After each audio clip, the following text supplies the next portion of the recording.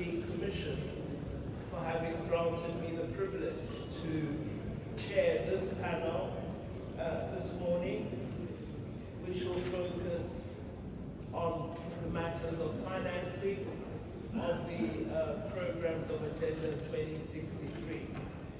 Before I begin, I wish to request the panelists to join me on the stage.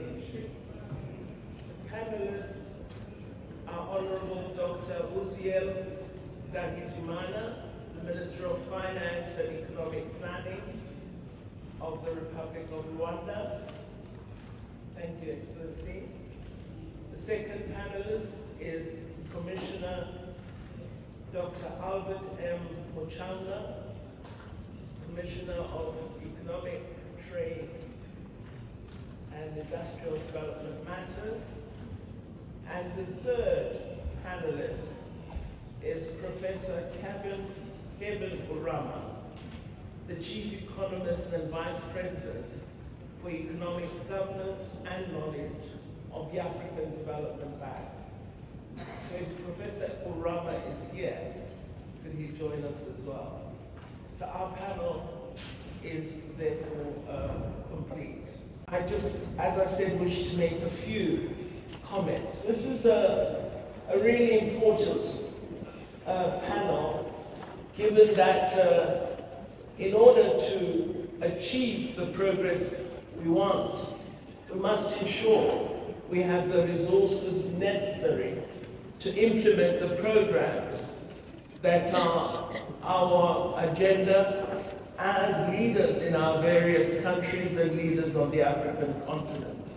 So the matter of resource mobilization and effective deployment of resources is a key question that we need to answer as the member states of the African Union. We've had yesterday a very important reflection on the review outcomes of the first 10-year implementation plan. And in that review report, we really got a very good analysis of progress that we've made in implementing the first 10-year plan.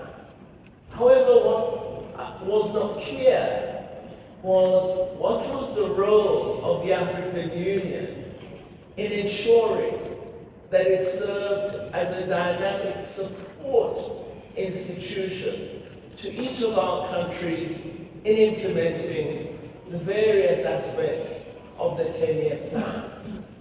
Today, we probably are going to go into a bit more substance as to the role of the African Union, in that when we talk of resource mobilization, we do refer to the role of the African Union in assisting us in securing resources that would then fund the various activities our countries need to generate. We've been provided with a number of questions that we will seek to answer. What was clear from the review report is that the financing of our national development plans has proved to be extremely challenging, and that this has negatively affected our implementation of Agenda 2063.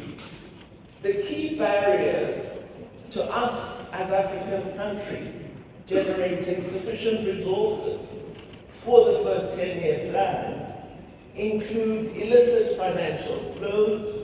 I'm sure all the honorable ministers and delegates recall the report that has been prepared for the African Union by President Mbeki and a team working on assessing illicit financial flows and their detrimental impact on our continent.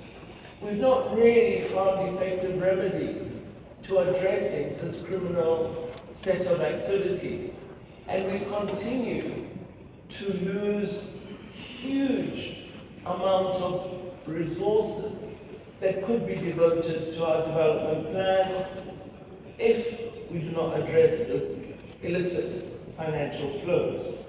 We also were alerted that our revenue collection institutions are not at the maximum level of efficiency.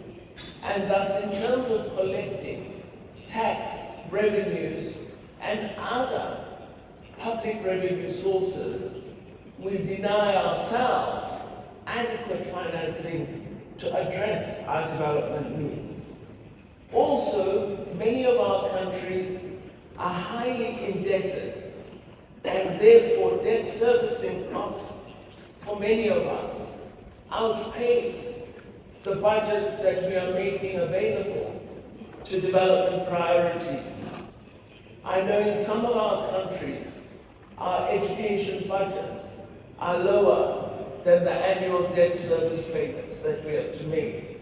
So clearly, the high cost of debt servicing is a negative for us on the continent, and we need to look at how we may work at reducing the high levels of debt that we have.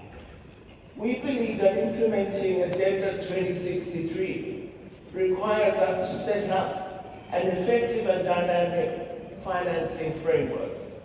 This framework must ensure predictability of resources and creation of effective public partnerships with the private sector. We really need to look at how we can make public-private partnerships work effectively.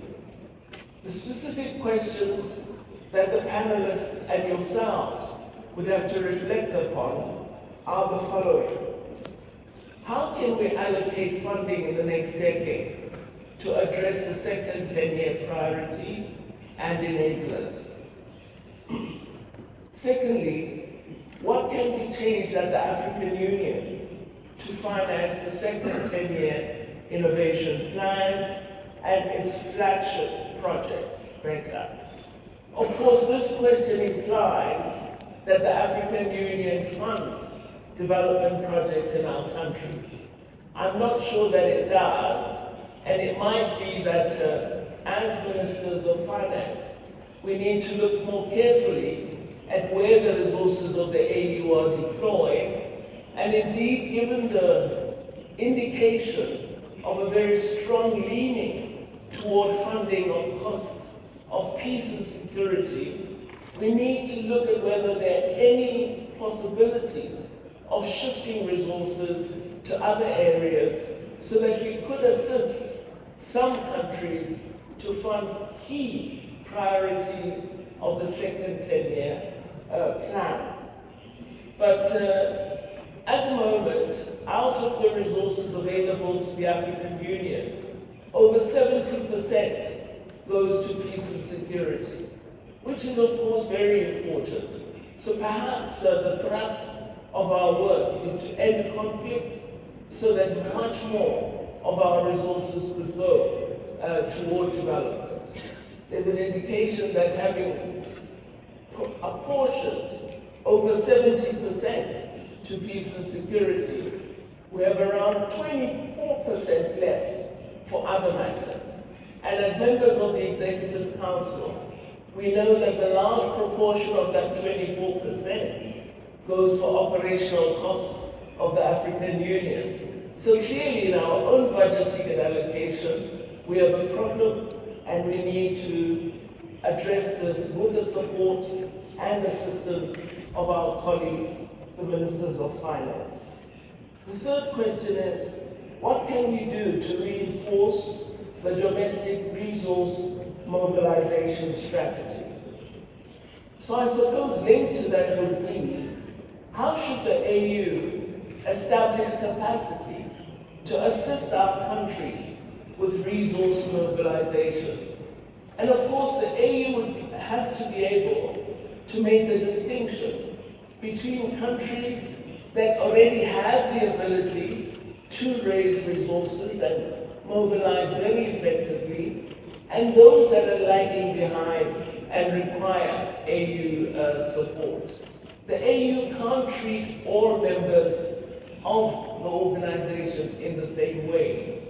We've really got to develop the ability of a nuanced approach where it is those most in need of assistance that enjoy the attention of the African Union. We reflected a little bit on the discussions of yesterday in planning for today. And it was clear, having listened to you all yesterday, that we've got to find alternative sources of funding beyond the national resources of our country.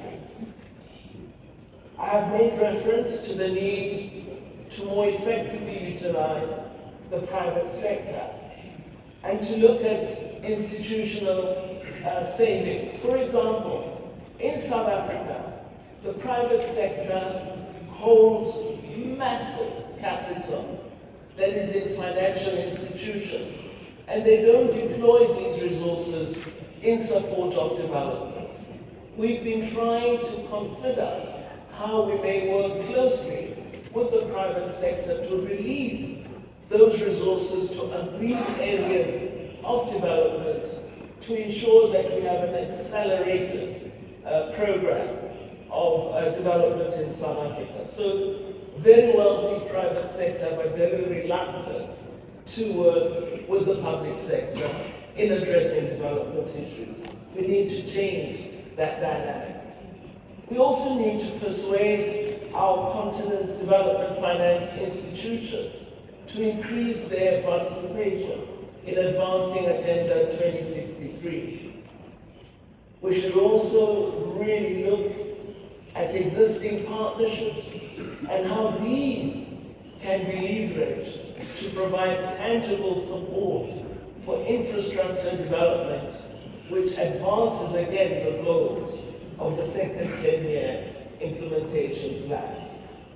What we should ensure is these partnership funds that we get as the African Union and as Africa must be structured in a manner that addresses our challenges and that helps us to realize our transformational goals. We also, as I've said, must look at how we are expending our own resources as the African Union member body. Finally, as we said at the Joburg AU Assembly decision in 2015, we should attempt as the African Union, as its member states, to fund the operational budget of the Union fully and to progressively move toward attaining 75% for program budget and 25% on peace support operations. So these are some of the issues that we need to be reflecting upon as we proceed with this panel debate.